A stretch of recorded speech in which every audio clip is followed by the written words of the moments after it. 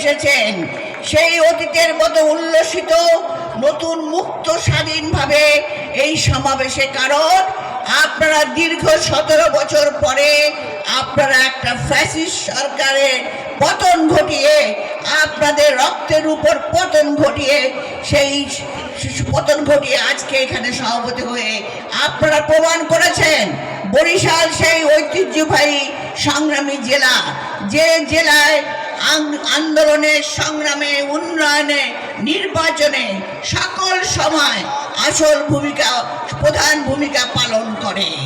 তাই আজকে দক্ষিণ জেলার এই সংগ্রামী সভাপতি, আহ্বায়ক, সদস্য সচিব সহ যত উপজেলা আছেন, যত থানা ইউনিয়নের বিভিন্ন নেতৃবৃন্দ আছেন, অঙ্গ সংগঠন নেতৃবৃন্দরা আছেন, আজকের এই বিরাট জনসভার জন্য আপনাদেরকে আমি অভিনন্দন জানাচ্ছি। বিএনপির পক্ষ থেকে সংগ্রামী অভিনন্দন জানাই। ভাই ও বোনেরা, আজকে আমাদের সমাবেশ কেন? আপনারা শুনেছেন দ্রব্যমূল্যের ঊর্ধ্বগতি, আমাদের নির্বাচনের রোড ম্যাপ এবং আইন শৃঙ্খলার অবনতি, এই সমস্ত কারণে আজকে বাংলাদেশে একটা ভয়াবহ পরিস্থিতি সৃষ্টি হয়েছে। আজকে আমরা ভেবেছিলাম, আমরা দেখেছি আপনারা কি কষ্ট করেছেন। এখন সাধারণ মানুষ কেউ স্বস্তিতে নাই, কেউ ভালো নেই। তার কারণ কি?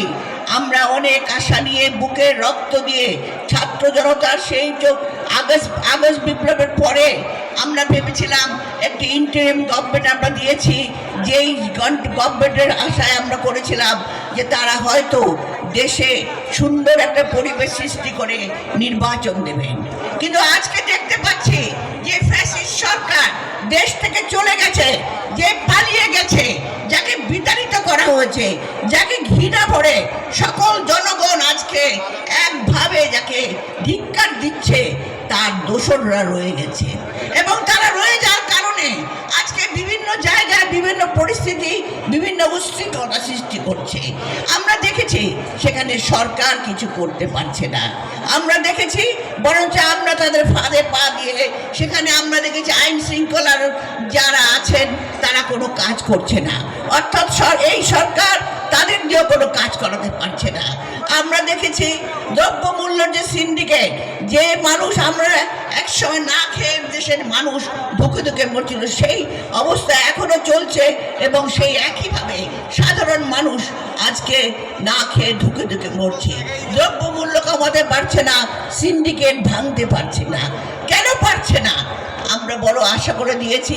আমরা জানি এই সরকারকে আমরা সহযোগিতা করেছি, কারণ আমরা চেয়েছি যাতে করে এই সরকার ব্যর্থ না হয়। এর ব্যর্থতা হলে আমরা ব্যর্থ।